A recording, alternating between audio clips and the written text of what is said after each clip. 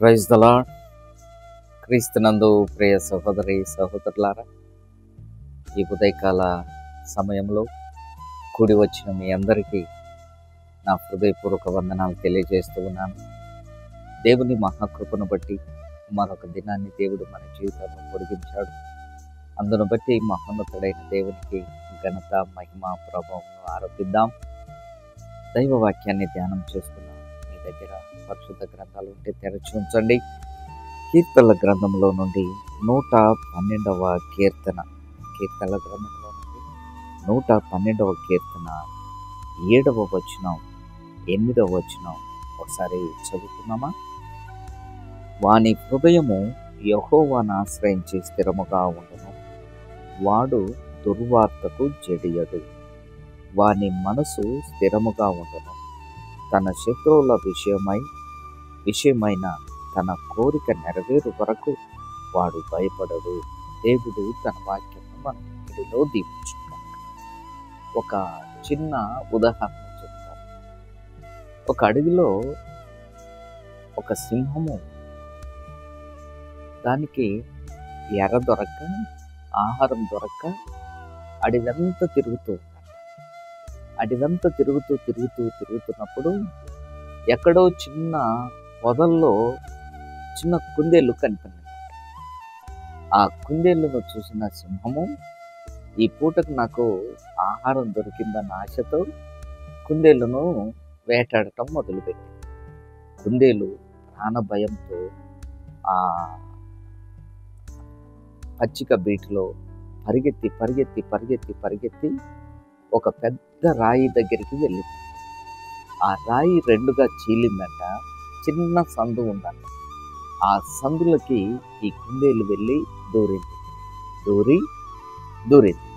అయితే ఈ సింహము, తరుముకుంటూ వచ్చిన ఈ సింహము ఆ బండ సందులోకి దూరిన కుందేలును పట్టుకోవాలని పంజా విసురుతుంది. ఆ సందులో పంజా పట్టట్లేదు, గర్జిస్తుంది. అయినా కుందేలు భయపడకుండా నిమ్మలంగా ఉందంట. అంతవరకు గజ వణికిన కుందేలు పిల్ల ఆ పచ్చిక బీడిలో అటు ఇటు ప్రాణభయంతో పరిగెత్తిన కుందేలు ఈ యొక్క బండ సందులో దాక్కొని ఎదురుగానే కొద్దిగా ఎడం సింహం తన ముందున్న, అది పెడబొబ్బలు పెడుతున్నా, పంజా విసిరినా ఇప్పుడు భయపడలేదంట కుందేలు పిల్ల. కారణం ఏంటో తెలుసా? అది దాక్కున్న స్థలం, అది ఆశ్రయించిన స్థలం బండ సందు. ఆ సందులో అది మాత్రమే పడుతుంది, సింహము పంజా కూడా పట్టదు. అటువంటి బండ సందులో ఉన్నది కనుకనే సింహం నా దగ్గరికి రాలేదు, నన్నేమి చేయదు అన్న బలమైన నమ్మకం కుందేలుకుంది. ఈరోజు ఈ కథలోని నీతి ఏమిటో తెలుసా? ప్రియ దేవుని బిడ్డ, ఈరోజు క్రైస్తవ ఆధ్యాత్మిక జీవితంలో మనకు అనేకమైన శ్రమలు, అనేకమైన ఇబ్బందులు మన జీవితంలో కలుగుతాయి. కొన్నిసార్లు శత్రువైన సాతాను మనల్ని శోధిస్తాడు, మనల్ని పడగొట్టడానికి. ఇటువంటి పరిస్థితుల్లో మనము అనేకమైన శ్రమలు వచ్చినప్పుడు, మహోన్నతుడైన దేవుణ్ణి ఆశ్రయించినప్పుడు, ఆ మహోన్నతుడైన దేవుడు మనకు ఆశ్రయదుర్గంగా ఉన్నప్పుడు మనం భయపడం. అందుకనే ఆ సత్యాన్ని కీర్తనకారుడు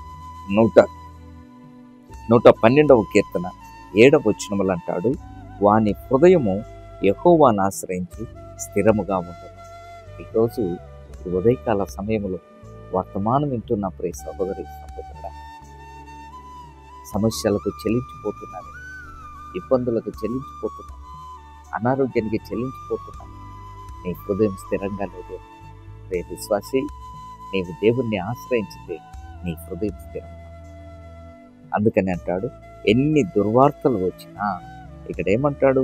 వాడు దుర్వార్తకు చెడియడు. ఎందుకు చెడియడు? అనేకమైన దుర్వార్తలు వచ్చినప్పటికీ జడేయకుండా నిబ్బరంగా ఉన్నాడు అంటే, జడేయకుండా స్థిరంగా ఉన్నాడు అంటే, చెల్లించకుండా స్థిరంగా ఉన్నాడు అంటే దానికి కారణం ఏంటో తెలుసా? అతడు దాగుకుని స్థలం, అతడు ఆశ్రయించిన స్థలం మహోన్నతుడైన దేవుని యొక్క గాయపడిన హస్తాలు.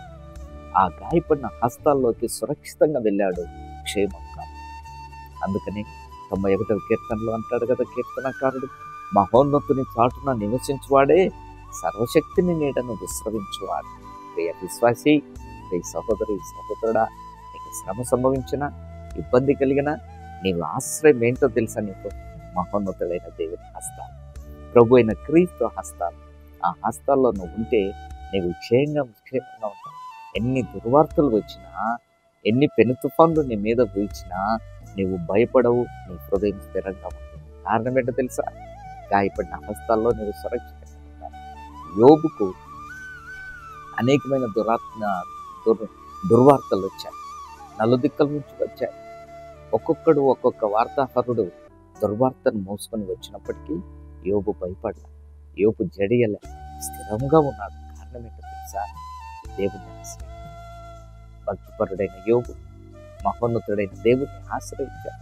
ఈ ఉదయకాల సమయంలో నీవు దేవుణ్ణి ఆశ్రయించినప్పుడు దుర్వార్తకు జడి, దేవుణ్ణి ఆశ్రయించినప్పుడు నీ హృదయం స్థిరముగా ఉంటుంది. ఎంత గొప్ప ఆశీర్వాదం! ఇప్పుడు నాతో కలిసి ఏకపించి ప్రార్థన చేయి. నీ హృదయాన్ని స్థిరపరిచే దేవుడు నీతో కలలు ప్రార్థన చేయి. కృపగల తండ్రి, దయగల దేవ, సర్వాధికారైన ప్రభువా, నీ పరిశుద్ధకరమైన మహోన్నతమైన నామానికి కృతజ్ఞతాస్తుతులు చెల్లిస్తున్నాను. అవును ప్రభువా, నిన్ను ఆశ్రయించిన వారు స్థిరముగా ఉంటారు, దుర్వార్తక చర్య. అవును తండ్రి, నీ కృపాహస్తం ఎవరి మీద ఉంటుందో, నీ గాయపడిన హస్తాలు ఎవరినైతే కప్పుతాయో వారిని బలపరిచే దేవుడు, స్థిరపరిచే దేవుడు. ఎత్తబడిన వాక్యాన్ని నీరు కట్టి ఫలింపు చేయండి. నజరేయుడైన యేసయ్య నామమున అడుగుచున్నాం తండ్రి. ఆమేన్. God bless you. ప్రభు నిన్ను